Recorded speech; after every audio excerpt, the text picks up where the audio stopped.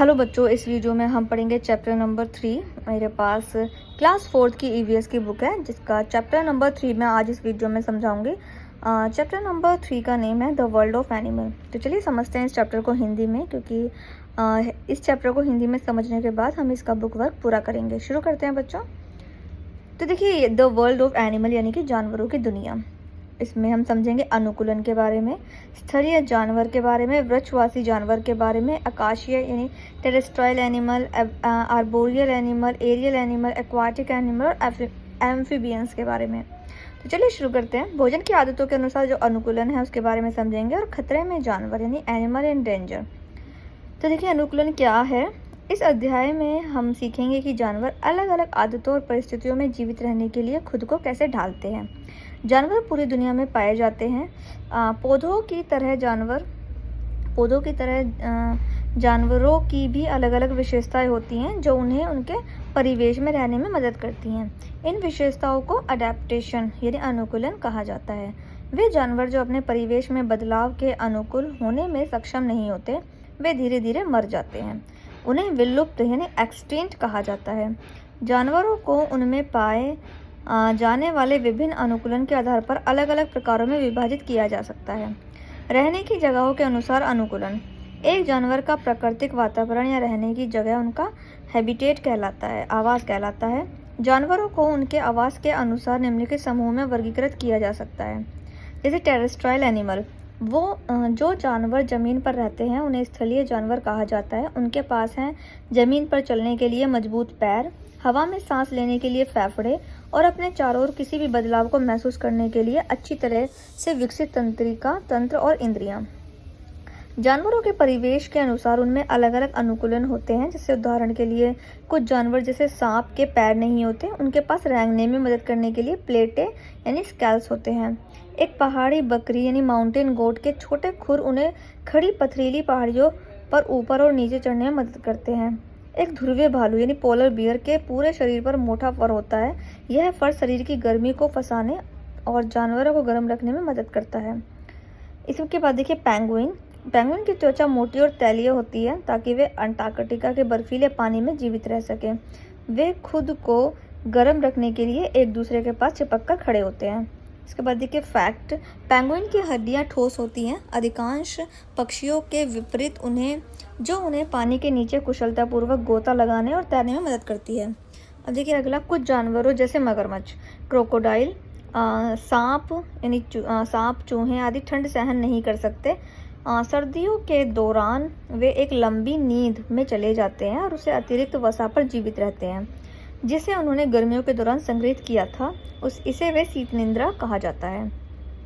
ऊंट, एक ऊंट की मोटी त्वचा उसे रेगिस्तानी धूप और ठंड से बचाती है। इसके लंबे पैर होते हैं जो उसके शरीर को गर्म रेत में बहुत ऊपर रखते हैं। इसके गद्दीदार पैर उसे नरम रेत में आराम से चलने में मदद करते हैं। धूल भरी आंधियों के दौरान इसके नथुने बंद हो जाते हैं। इसकी आंखों की रक्षा बड़ी पल के द्वारा की जाती है। यह बिना पानी और भोजन के कई दिनों तक जीवित रह सकता है। इसके बाद नंबर 7, हिरण, जंगली कुत्ते, लोमड़ी, शेर और बाघ जैसे जानवर घास के मैदानों में रहते हैं। ये जानवर खुले स्थानों में रहने के लिए अनुकूलित हैं। उनके मजबूत पैर भोजन की तलाश में लंबी दूरी तय करने में मदद करते हैं। जैसे फैक्ट, कुत्तों में सूंघने की असाधारण क्षमता होती है जो इंसानों की तुलना में लगभग 10,000 गुना मजबूत होती है। इसके बाद देखिए आर्बोरियल एनिमल, वृक्षवासी जानवर, बंदर और गिलहरी जैसे कुछ जानवर अपने अधिकांश समय पेड़ों पर बिताते हैं। उन्हें वृक्षवासी जानवर कहा जाता है। पेड़ों पर चढ़ने के लिए उनके पास मजबूत पंजे और पैर होते हैं। बंदर एक शाखा से दूसरी शाखा में झूलने के लिए अपनी पूंछ का उपयोग करते हैं। एक गिलहरी के पास पेड़ों पर चढ़ने में मदद करने के लिए एक मजबूत अंग और नुकीली पंजे होते हैं। इसके बाद देखिए आकाशीय जानवर, पक्षी और चमगादड़ जैसे जानवर हवा में अपने अधिकांश समय बिताते हैं। वे आकाशीय जानवर के रूप में जाने जाते हैं। उनके पास अग्रपादों के बजाय यानी फ्रंट लेग्स के बजाय पंख होते हैं। उनके शरीर पंखों यानी फैदर से ढके होते हैं। उनकी हड्डियां खोखली और हल्की होती हैं। यह उनके शरीर को हल्का बनाता है और उड़ने में मदद करता है। साइबेरिया जैसे बहुत ठंडे स्थानों में रहने वाले कुछ पक्षी भीषण सर्दियों में जीवित नहीं रह सकते, इसीलिए वे सर्दियों में अपना घर छोड़ देते हैं और गर्म जलवायु की ओर उड़ जाते हैं। सर्दी खत्म होने पर वे वापस चले जाते हैं। हर साल यह नियमित यात्राओं का माइग्रेशन के रूप में जाना जाता है। इसके बाद जलीय जानवर, मछली, केकड़े, कछुए और झींगे पानी में रहते हैं। उन्हें जलीय जानवर कहा जाता है। उनके पास जलीय जीवन के लिए अनुकूलित शरीर होता है। मछलियों के पास पंख होते हैं जो उन्हें तैरने में मदद करते हैं। उनके शरीर पर जलरोधक शल्क भी होते हैं। उनके पास पानी में घुली हवा को लेने के लिए गलफड़े होते हैं। बत्तख जलीय पक्षी है। उनके पास तैरने के लिए जालीदार पैर होते हैं। बगुले और राजहंस के लंबे पैर होते हैं जो उन्हें पानी में चलने में मदद करते हैं। और पानी से मछली पकड़ने के लिए लंबी चोंच होती है। इसके बाद देखिए उभयचर यानी एम्फीबियंस, जो जानवर जमीन और पानी दोनों में रह सकते हैं उन्हें उभयचर कहते हैं यानी एम्फीबियंस कहते हैं। मेंढक, न्यूट, टोड और सैलामेंडर कुछ उभयचर हैं। उनके पास जमीन पर चलने और पानी में तैरने के लिए पैर होते हैं। वे पानी में रहने पर अपनी त्वचा के माध्यम से और जमीन पर रहने पर फेफड़ों के माध्यम से सांस लेते हैं। भोजन की आदतों के अनुसार अनुकूलन, जानवरों को भोजन खोजने और खाने के अलग अलग तरीके हैं, जैसे शाकाहारी हार्बीवोरस, जो जानवर केवल पौधे खाते हैं उन्हें शाकाहारी कहा जाता है, जैसे गाय, घोड़े, हिरण, जिराफ। मांसाहारी यानी कार्निवोरस, जो जानवर दूसरे जानवरों का मांस खाते हैं उन्हें मांसाहारी कहा जाता है, जैसे बाघ, शेर, भेड़िया, लोमड़ी। और सर्वाहारी यानी ओमनिवोरस, जो जानवर पौधों के साथ साथ जानवरों को भी खाते हैं उन्हें सर्वाहारी कहा जाता है, जैसे भालू, कोए, तिलचट्टे और इंसान। परजीवी यानी पैरासाइट, परजीवी अपने भोजन के लिए दूसरे जानवरों पर निर्भर करते हैं, जैसे मच्छर, पिस्सू, जोंक, खटमल, गोलकृमि, फीताकृमि आदि। अब देखिए एनिमल इन डेंजर, कुछ अनुकूलन के बावजूद मानवीय गतिविधियों के कारण कई जानवरों का जीवन खतरे में है।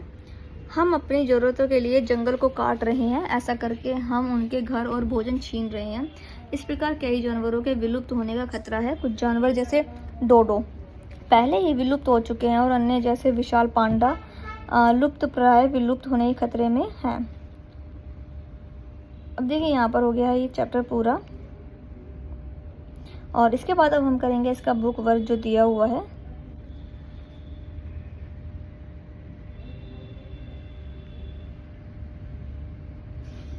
तो देखिए सबसे पहले यहाँ पर दी गए हैं टिक द करेक्ट ऑप्शन, ये कंप्लीट कर लेना है। इसके बाद फिल इन द ब्लैंक्स है, ये पूरे कर लेना है। मैचिंग दिए हुए हैं, ट्रू फॉल्स दिए हुए हैं, जल्दी जल्दी से फिल कर लीजिए। और इसके बाद क्वेश्चंस के आंसर है वो मैंने यहाँ पर नोट कर दिए हैं, जल्दी से फिल कर लीजिए और अपना जो वर्क है वो कंप्लीट कर लीजिए। आने वाली नेक्स्ट वीडियो में हम अगले चैप्टर को पढ़ेंगे।